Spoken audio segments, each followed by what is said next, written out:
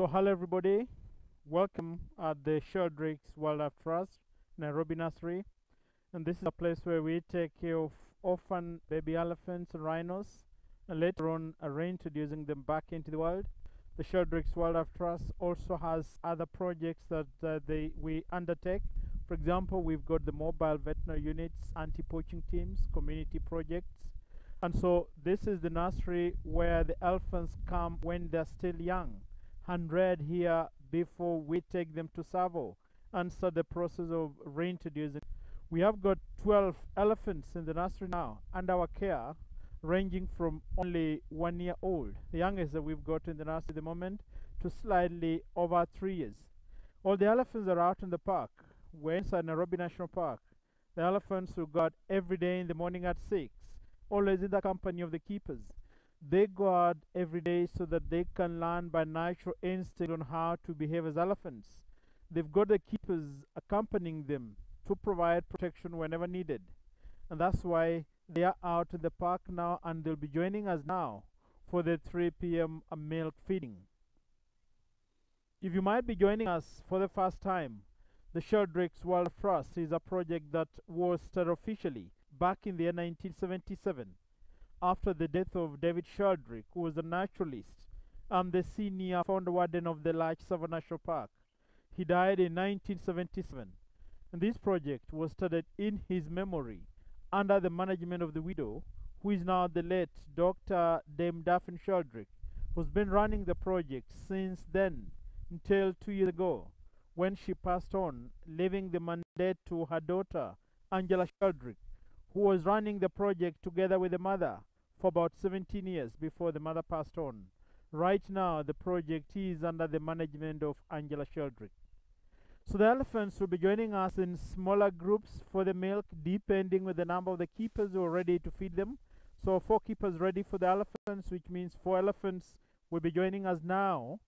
And the elephant that is leading the pack today is called Nabulu, who happens to be the second oldest in the nursery at the moment, who is approximately 3 years old, who was rescued from the Masai Mara, who was identified all alone within the park in the Mara, very thin and weak, very skinny, a sign that she had stayed for some time without her mother's milk. We could not know exactly for how long, but her condition could tell she had stayed for some long time without her mother's milk, and was very lucky to be found still alive, and that's why we rescued her. Right now, approximately 3 years old. Next to me, I've got an elephant by the name Kiombo, who is almost 3 years old, 2.5, almost 3 years. And Kiombo was also rescued from the Masai Mara. He was identified all alone within the park at a young age of below a year old, which meant that he was an orphan, and that's why he needed to be rescued. Behind Kiombo is the youngest boy in the nursery at the moment, an elephant by the name Roho, who is approximately 17 months old. And Roho was rescued from Savo West National Park. The mother is believed to have been killed by poachers, and that's why he was left alone at about 7 months. Right now, he's approximately 17 months and still adjusting well in the nursery, despite the difficult condition he went in before he was rescued. Next to Roho is the biggest and the oldest and the main matriarch and the leader of all the 12 elephants, an elephant by the name Maisha, over 3 years old. And Maisha was rescued from Savo Conservation Area. She's a drought victim. Her mother is believed to have died from starvation due to drought, and that's why we rescued her at about 8 months. Right now, she's approximately over 3 years, and she's the one in charge of all the 12 elephants in the nursery because she's the oldest female. And she took over the leadership role about a month ago after Tagwa, Tamiyo, and Nkesha, the nursery, who were the oldest female by then. And right now, she's the main matriarch, being assisted by Nabulu, who is the second oldest female, standing close to her. Second group joining us now, being led by Mukoka. Mukoka is approximately 2 years old, and Mukoka is an elephant that was rescued from northern part of Savo East National Park, a place called Idumba. He was identified by aerial surveillance who were on patrol, who saw a young elephant all alone within the park, who decided to observe and protect until when the mother comes back for this baby, but none existed. And this meant that he was an orphan because naturally elephants will stay in the groups of families and other. And at a young age of about 7 months, it was not normal for him to be found alone, and that's why we rescued him. Next to Mukoka is the youngest elephant in the nursery at the moment. Her name is Naleku, and Naleku is approximately 1 year old. Naleku was rescued from the Masai Mara, identified after the mother died from a natural disease. The baby found in the company of an auntie who was protecting her, but this auntie already had her own young baby that was breastfeeding, which means she could not breastfeed two babies at the same time. And this is because a lactating female does not want to jeopardize the status of her own baby for the sake of another one.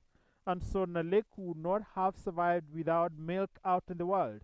She could have been only provided with protection, and that is why there was need for her to be rescued.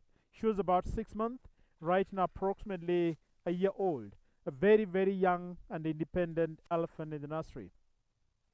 Close to me is Moc Thao at 2.5 years, second oldest, and the Mellow Boy in the nursery, I would say. And Moc Thao was rescued from Sava Conservation Area near a place called Moc Thao. And Moc Thao was found in our community all alone while at the age of about 3 months, which is not normal. And we could not tell the whereabouts of the mother and the rest of the family members. But being found in our community suspects that he might have been separated from his family by human beings. And so he's a victim of human wildlife conflict. I call him the Mellow Boy because he only likes to play the mounting game, mounting on the others, but he's not a bully. He doesn't like to push the others around every now and then. Far end is Ziwadi, who is 2 years old, walking away. And Ziwadi was rescued from the Masai Mara after she had been abandoned by the rest of the family members for reasons we could not tell because she was found all alone. But after some time in the nursery, we discovered that she's epileptic. Sometimes she goes into seizures, and once she goes down, she's left behind. So we suspect that might have been the reason to why she was left behind by the rest of the family members.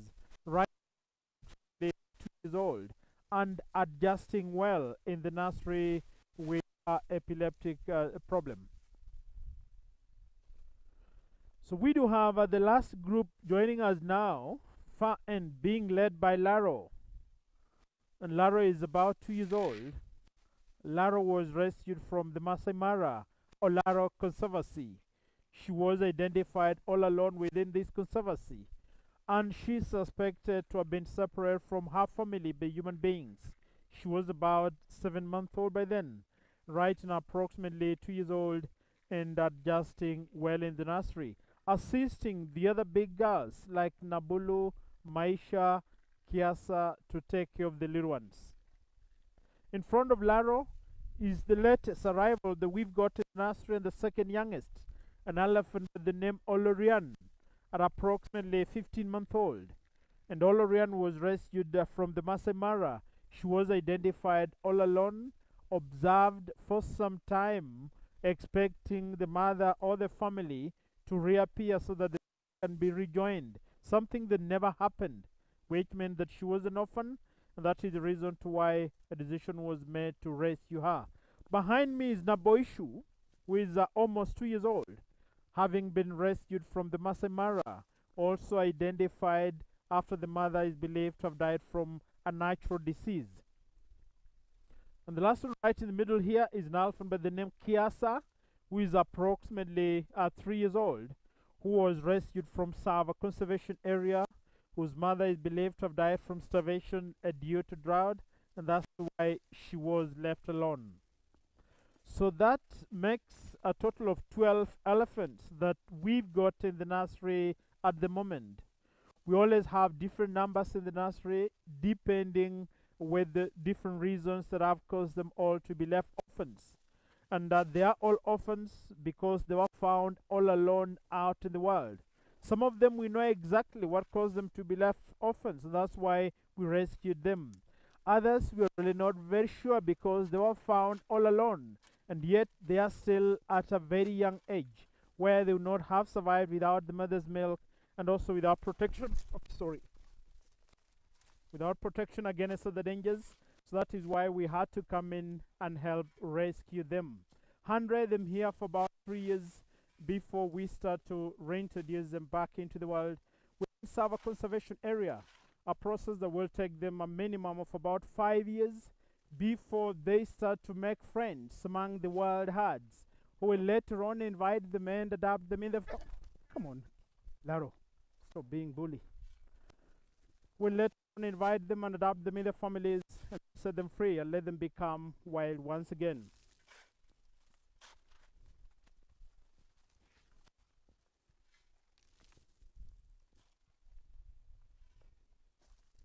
So once the elephants come here for this 3 p.m. milk feed, some of them might want to feed on the greens, on the vegetation. Others might want to play with the dust. It is not warm enough for them to roll in the mud, and that's why you can see we're not having the water for them. It has been cold all throughout the day, and so they might not be interested in getting into the water because of the coldness. But we let them do what they want to do. We've had rains out in the park for some time, and we've got lots of water holes around. If they want to go in the mud, even with the cold, then they are allowed to do when they're out in the park. Because we got lots of water holes all around.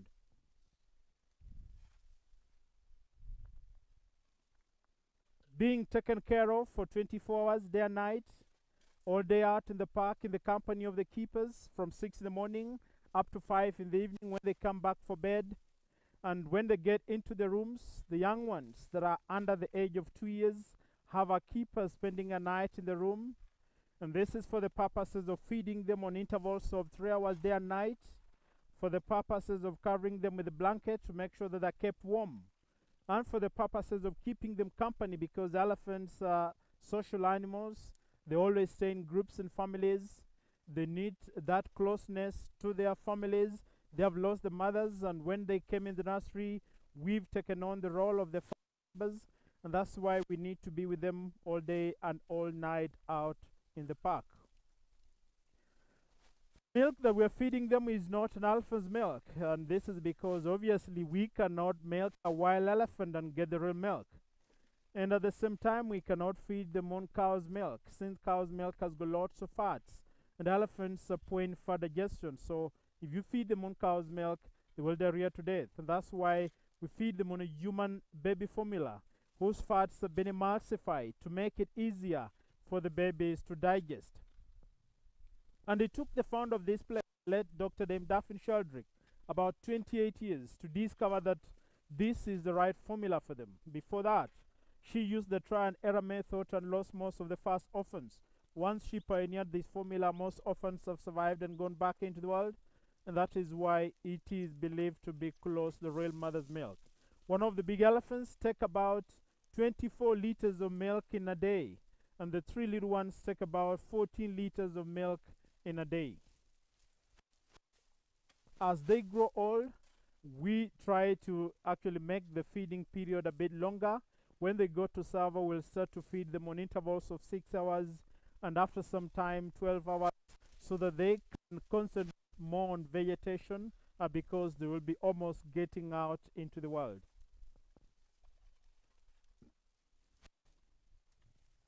And as we were talking before, they started pushing around different reasons, of course, all of them to be left orphans. Human-wildlife conflict being one of the major reasons that has caused most of them to be left orphans. Ivory poaching being the second reason that has caused some of them to be left orphans.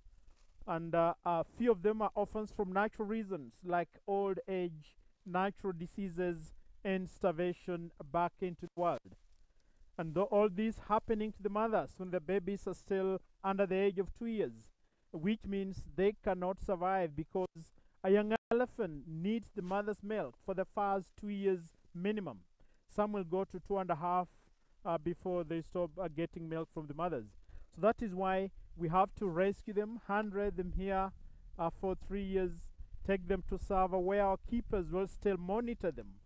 letting them free out in the park every day, and letting them interact with different groups of wild elephants. In the course of the day, some wild elephants might invite them, and so they spend the day together. And elephants have got their own languages, they communicate with the other wild families. And some wild elephants might ignore them, others will charge them. So every day there is a different reaction from different wild families. But after some time, they make special bonds with specific wild herds who might be interested in them, and so they spend the day together. And after some time, the relationship between the two becomes a strong bond every now and then, trying to look for one another out in the park every day until the time they invite them and adopt them in their families. And once they all get adopted, they will be trained by the wild elephants on how to stay back into the wild naturally. They will be protected against all other dangers out in the world by the wild elephants. They'll also be warned against human beings by the wild elephants, which means all the orphans that you can see here now at some point will have become as wild as any other elephant out there. And when we see that happen, we can successfully say we've achieved our target, because our main target here is to rescue them, handle them, and later on reintroducing them back into the world. We've got Olorian playing with the dust at the far end and feeding on the vegetation as well. Next to Olorian is Rojo.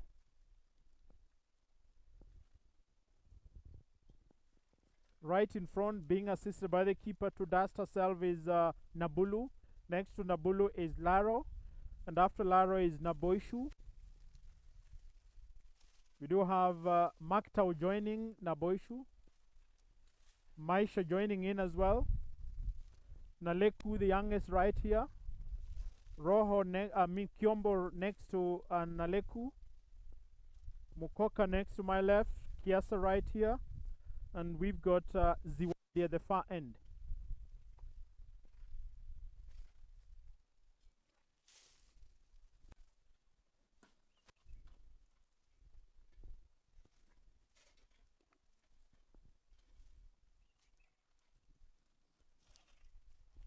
So if you're joining us now, welcome at the Sheldrick Wildlife Trust Nairobi Nursery, where we take care of orphan baby elephants, rhinos, and later on reintroducing them back into the world. And the Sheldrick Wildlife Trust does not only take care of baby elephants and rhinos and reintroducing them back into the world, but we do have other projects that we undertake. For example, we have got a mobile veterinary units, we have got anti-poaching teams, we have got community projects, we've got a dog unit, we've got the aerial surveillance, and all this is working together with the Kenya Wildlife Service to ensure that all animals are safe in the parks. For example, if there is any injured animal within the park, our mobile veterinary unit that work together with the Kenya Wildlife Service vets will go to the ground, help treat the injured animals, and immediately set them free to continue with their own natural life. If the injured animals are at an area where the cars cannot access easily, we have a sky vet that will fly to the scene, get the vets to treat the animals and set them free to continue with their own natural life after treatment. We have got our anti-poaching teams that will patrol in the parks, ensuring that there are no snares in the parks, there are no poachers in the parks, there are no people burning charcoal in the parks. We've got our aerial surveillance that will patrol in the air to monitor what is happening in the ground. In case there's some illegalities on the ground, they will inform the rangers who will make a follow-up and correct the situation. Our dog unit will work together with our anti-poaching teams. Our community project will go around the communities that are neighboring the parks and the reserves, educating them on how to coexist and stay together peacefully, neighboring one another with these wild animals. The same community project will also go around the schools that are neighboring the parks and the reserves, giving them education on the importance of all animals in general, why they need to be protected, and how they can be protected, because we believe it is the young ones that will need to continue with the process of caring for all the animals in future. So all those projects are being done by the Sheldrick Wildlife Trust, working together with the Kenya Wildlife Service.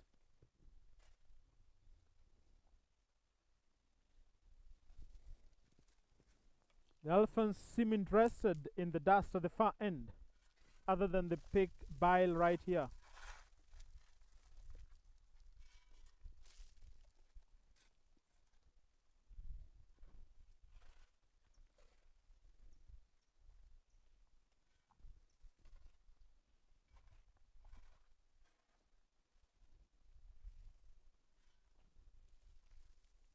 So if you are interested in supporting the work that is done by the Sheldrick Wildlife Trust, you are highly invited, you are highly welcomed.